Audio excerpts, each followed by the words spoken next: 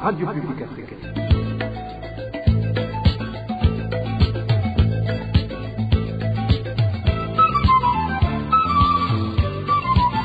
Radio Publique Africaine.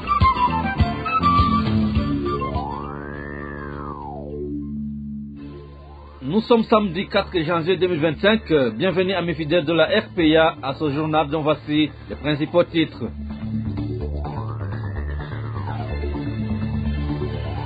La mesure de saisie de 160 hectares du terrain environnant le palais présidentiel a été revue et une partie de ce terrain sera restituée à la population.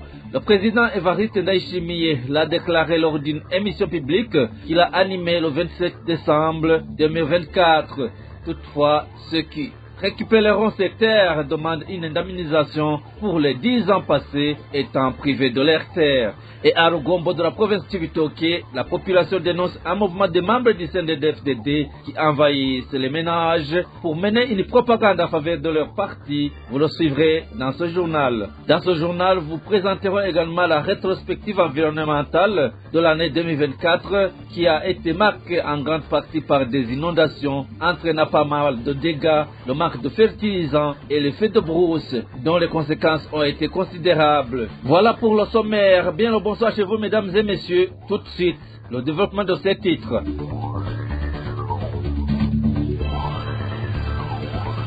Ouvrons ce journal par la page Droits de l'homme. La Ligue burundaise des droits de l'homme, ITK, s'inscrit en faux contre les conditions de détention de plus de 150 personnes dans le cachot du commissariat de la police en province de Cibitoke, un effectif dépassant plus de 3 fois la capacité d'accueil de ce cachot. Pire encore, Jean-Marie Vianney Buchumi, directeur exécutif au sein de la Ligue ITK, déplore le fait que nombreux parmi ces détenus n'ont pas de dossier judiciaire. Il demande leur libération et de punir les auteurs de ces arrestations de personnes en désordre. Suivez plutôt Jean-Marie Vianney Buchumi. Il est le directeur exécutif au sein de la Ligue ITK. La Ligue burundaise des droits de l'homme, ITK, est préoccupée par la situation carcérale dans la province de Cibitoke. Les informations recueillies au cours de cette semaine révèlent la détention de plus de 150 personnes dans le commissariat de Cibitoke, dans un espace conçu pour 35 à 45 personnes. Cette situation crée des conditions de détention inhumaines et favorise la propagation des maladies dites de Mensa ainsi que les maladies respiratoires. Les irrégularités de procédure dans ces détentions sont également préoccupantes. Nombreux parmi ces détenus sont emprisonnés sans dossier judiciaire, souvent pour des motifs de trafic de carburant entre le Congo et le Burundi et d'autres biens commerciaux entre le Burundi et le Rwanda. D'autres sont détenus pour des motifs de conflits domestiques et règlement de comptes. Selon les sources sur place, les policiers et l'agent responsable du service de renseignement, SNR, dans Cibitoke, profitent de ces arrestations et détentions pour extorquer de l'argent aux détenus et à leurs familles comme condition de libération. Face à cette situation, la Ligue ITK recommande à la justice burundaise et en particulier au tribunal de grande instance et commissariat de Cibitoke de prendre des mesures immédiates pour réduire cette surpopulation carcérale, notamment le respect de la loi régissant la procédure d'arrestation et détention provisoire en réduisant le nombre de détenus par la libération de ceux qui n'ont pas de dossier judiciaire ou ceux qui ont déjà purgé le délai de détention provisoire et sans procédure. Améliorer les conditions de détention parce que les familles des victimes n'ont pas cette capacité de continuer à visiter dans les cachots et en fournissant de la nourriture aux leurs. Lutter contre la corruption au sein de la police et du service de renseignement pour mettre fin aux détentions arbitraires et aux extorsions de l'argent aux victimes et à leurs familles. Renforcer le système judiciaire pour garantir les détenus au traitement équitable et que les droits de l'homme soient respectés. Et en page gouvernance, le terrain de 160 hectares qui avait été saisi par le gouvernement sur la colline Gasenyi-Nyakabondo de la commune Mutimbuzi en province de Bujumbura, situé tout près du palais présidentiel Nale House, sera réduit. Certains des propriétaires de ces terres auront des indemnisations, tandis que les autres resteront dans leurs parcelles. Cela a été annoncé par le président de la République, Évariste Ndayishimiye, lors d'une émission publique qu'il a animée ce 27 décembre 2024 dans les ancêtres du lycée Skepes de Nyakabiga.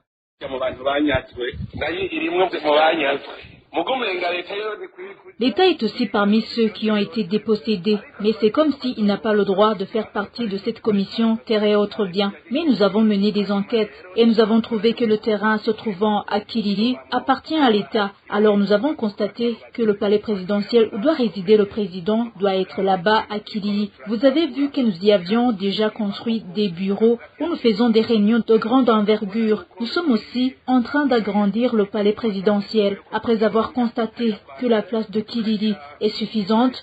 C'est pourquoi nous avons décidé de réduire le terrain du palais Nale House pour que la petite partie en dessus de la rivière et à 50 mètres de l'autre partie de la route soit délimitée pour que nous puissions y construire d'autres bureaux des départements affectés à la présidence. Alors les personnes qui vont être expropriées de ces parcelles vont être mises dans d'autres parcelles se trouvant à Gishingano. Alors que personne ne pense que les indemnisations, c'est comme si on achetait, car toutes les terres appartiennent à l'État et l'État doit faire vivre les citoyens en leur donnant des parcelles. Ceux qui avaient des parcelles doivent savoir que nous allons délimiter là où nous voulons utiliser pour que eux aussi ils puissent y faire leurs activités, ce qui signifie que cela va réduire le nombre de ceux qui auront besoin d'indemnisation, d'expropriation. Bien que le président de la République ait déclaré cela, les propriétaires de ces parcelles de Kassenya Kawondo demandent au gouvernement de bien les rétablir dans leurs droits. Ceux qui auront les indemnisations disent que ces dernières sont très peu vu la valeur actuelle de leurs parcelles. Et de l'autre côté, ceux qui resteront dans leurs parcelles demandent que le gouvernement leur donne des indemnités pour compenser les 10 ans qu'ils viennent de passer sans avoir le droit d'exploiter leurs parcelles. Le point avec Nadège, il a causé. Selon les citoyens concernés par cette question de parcelles qui se sont entretenues avec la RPA, les propriétaires des 160 hectares se trouvant à proximité du palais présidentiel Nale House ne vont pas tous recevoir les indemnisations d'expropriation du fait qu'il y a une partie des propriétaires, comme l'a déclaré le président de la République, qui auront ces indemnisations. Ces dernières atteignent 10 milliards de francs burundais, comme le chef de la colline Gassenya Kawondo l'a expliqué à la population. Le recensement des bénéficiaires de ces indemnisations a été effectué le 18 décembre de l'année dernière 2024. L'autre partie des propriétaires resteront dans leur propriété. Malgré cela, les propriétaires de ces parcelles disent qu'après plus de 10 ans que le gouvernement leur a retiré le droit de faire quoi que ce soit de leurs terres, ils ont par conséquent enregistré d'énormes pertes. En effet, plus de 600 maisons se sont déjà écroulées dans le site Gassenya Kawondo, étant donné que pendant toutes ces années, ils n'avaient pas le droit de réhabiliter leurs maisons. C'est pourquoi ces citoyens indiquent que, même s'ils vont reprendre leurs parcelles, l'État doit aussi les dédommager suite aux pertes qu'ils ont enregistrées, car pour eux, il ne doit pas y avoir 2 poids 2 mesures afin qu'ils puissent réhabiliter leurs maisons détruites. Même certains de ceux qui vont percevoir des indemnisations d'expropriation, ils disent que le montant qu'ils vont percevoir est très peu vu combien les parcelles sont devenues très chères. Ils font savoir que le gouvernement leur donnera 5 millions de francs burundais par art, alors qu'un art à Gassenya s'achète à 15 millions ou plus. Ils demandent eux aussi au gouvernement d'augmenter leurs indemnisations d'expropriation en se conformant à la valeur actuelle des parcelles. Une autre chose que ces propriétaires demandent au président de la République, c'est que les paroles soient suivies de leur mise en application, car selon eux, cela fait plusieurs années que l'État leur fait des promesses qui n'ont jamais été réalisées. Je vous le disais en titre, des habitants de la commune de Lugombo dans la province de Cibitoke dénoncent les enseignements sous forme de propagande donnés par des membres du parti CNDD-FDD qui effectuent des visites dans des ménages. Selon ces habitants, ces membres du parti CNDD-FDD entrent dans tous les ménages, que tu sois membre du parti CNDD-FDD ou non. Le point avec Walter Kwizera. Ces enseignements du parti au pouvoir CNDD-FDD sont dispensés 2 fois par semaine dans différents ménages de la commune Rugombo. Selon la population de la dite commune, ces enseignements n'épargnent aucun ménage, que ce soit les membres du parti au pouvoir ou encore les autres appartenant à d'autres formations politiques. Ce qui a même surpris la population de la commune Rugombo, surtout que la campagne électorale n'a pas encore commencé. Cet habitant témoigne. Ces derniers jours, chaque lundi et jeudi, les membres du parti CNDD-FDD passent dans chaque ménage pour enseigner l'idéologie du parti CNDD-FDD. À voir la façon dont ils procèdent, on dirait qu'ils ont déjà commencé la campagne électorale. Au moment où les autres partis politiques sont en train de se préparer pour la campagne électorale, le parti CNDD-FDD, lui, a déjà commencé à enseigner son idéologie. Actuellement, l'inquiétude ne fait qu'augmenter au sein de la population qui ne cesse de se demander pourquoi seul le parti CNDD-FDD a déjà presque commencé sa campagne alors que ce n'est pas le cas pour les autres partis.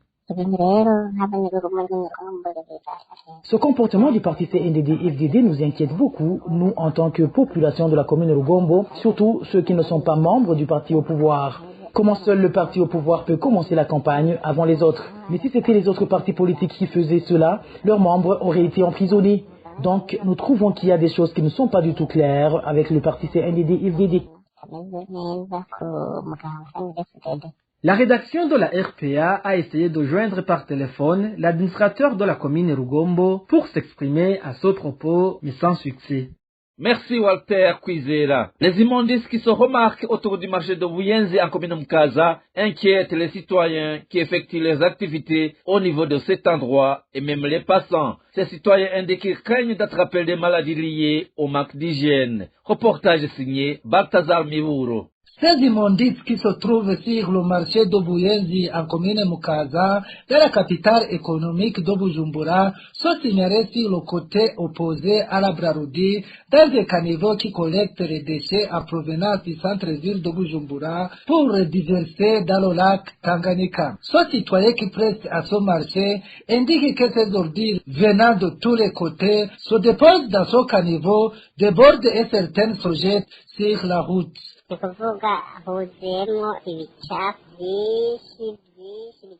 Il y a beaucoup de déchets. De déchets. Surtout ceux en provenance de Giza et en bas du marché et se déposent à l'endroit où l'on a construit le marché. Si la pluie tombe en abondance, ces immondices se déversent sur la route. Notre source fait savoir qu'ils sont beaucoup peurs d'attraper des maladies de messards dans la mesure où c'est dans ce caniveau où se rencontrent les déchets venant les toilettes des différents quartiers. Et en plus, nombreuses activités sont exercées dans cet endroit et s'y observe beaucoup de mouvements. Des conséquences néfastes ne peuvent pas manquer. D'abord, ça pue et provoque beaucoup de mouches. Ensuite, tous les déchets des toilettes de Buyenzi et Giza se déposent là-bas. Des gens peuvent attraper des maladies graves. Les autorités habilitées devraient intervenir. Ce qui étonne ces citoyens, c'est qu'il y a des associations qui s'occupaient de la collecte de ces déchets, mais qui ont suspendu depuis un certain temps. Cela fait alors qu'ils se jettent sur la route. Ils demandent au gouvernement de prendre en main cette question d'hygiène avant que des maladies ne deviennent nombreuses. La rédaction de la RPA n'a pas pu joindre l'administrateur de la commune Mukaza, Florent Zabahizi, pour recueillir sa réaction. Parlons à présent environnement. La rétrospective d'aujourd'hui se focalise sur l'environnement, un secteur qui a connu beaucoup de péripéties, dont les inondations dues à la montée fulgurante des eaux du lac Tanganyika et celle de la rivière Rusizi. Des dégâts qui ont contraint bon nombre de ménages à déménager. Nous vous parlerons également du manque de fertilisants ainsi que des feux de brousse qui ont fait beaucoup parler d'eux cette année écoulée. La rétrospective environnementale avec Josiane Mouzaneza. La montée fulgurante des eaux du lac Tanganyika s'est de plus en plus manifestée depuis le début de l'année 2024. Les eaux de ce lac ont engendré des inondations dans des zones riveraines. Plusieurs maisons et établissements tant privés que publics ont été inondés et certains sont jusqu'à présent recouverts d'eau. Mis à part cela, les inondations causées par les eaux du lac Tanganyika mêlées à celles de la rivière Rusizi sortie de son lit pendant plusieurs mois ont contraint à un déplacement de 2000 familles de la zone Gatumba située en commune Mutimbuzi En province Bujumbura, certaines d'entre elles ont été délocalisées en commune Mubimbi de cette même province. Arrivées là-bas, elles ont vécu une vie très déplorable, mais vers la fin de l'année 2024, les victimes de ces inondations ont été amenées dans le site Gateri, se trouvant en commune Buganda de la province Chibitoke. Toutefois, certains habitants de la zone Gatumba qui y vivent encore se trouvent dans une désolation totale suite à ces inondations. Les glissements de terrain ont été également remarqués au cours de cette année dans certains coins du pays. Le cas le plus grave est celui du glissement de la colline Gabaniro située en commune Muhuta de la province Rumongue, lequel a causé en avril la mort d'au moins 3 personnes et contraint jusqu'à présent le déplacement de plus de 2500 personnes. Au cours de cette même année 2024, des immondices ont été remarqués toujours dans différents coins de la capitale économique Bujumbura, bien que le président de la République ait pris l'initiative de sensibiliser les citoyens et les fonctionnaires à contribuer pour la propreté. Les services chargés d'enlever les immondices n'ont pas été à la hauteur à cause du manque criant du carburant. Parlons toujours de l'insalubrité. Les habitants de la commune Rugombo, riverains de l'entreprise du ciment Bousseko, n'ont pas cessé d'alerter suite à la poussière, fumées et vapeurs venant de cette usine qui menace toujours leur santé et l'environnement. La promesse des autorités de sa délocalisation n'a pas été jusqu'à présent réalisée. Les feux de brousse ont été également remarqués dans nombreuses provinces du pays, à l'instar de celles qui ont ravagé au mois de septembre des hectares et des hectares de la montagne la plus élevée du pays, le mont Heha, situé dans la province de Bujumbura. Ces feux ont été également observés dans la province de Rutana, en commune Gitanga, et en province Chibitoke, où 4 communes sur 6 ont été la cible de ce phénomène de feu de brousse. Le problème de manque de fertilisants a aussi fait couler beaucoup d'encre et de salive. Les cultivateurs ont indiqué au cours de toute cette année qui s'achève qu'ils n'ont pas eu de fertilisants suffisants pour les plantes. Certains ont fait savoir qu'ils ne comptent pas avoir une bonne production, surtout celle de maïs, suite au manque de ces engrais chimiques. Merci à toi Josiane Mouzaneza. Et c'est ce reportage que nous mettons fin au journal en français de ce samedi 4 janvier 2025. Merci pour votre aimable écoute. Merci également aux équipes rédactionnelles et techniques pour les franches et parfaites collaborations à la présentation de ce journal. Vous étiez avec Clovis Nyonzima. Passez de bons moments chez vous. Au revoir.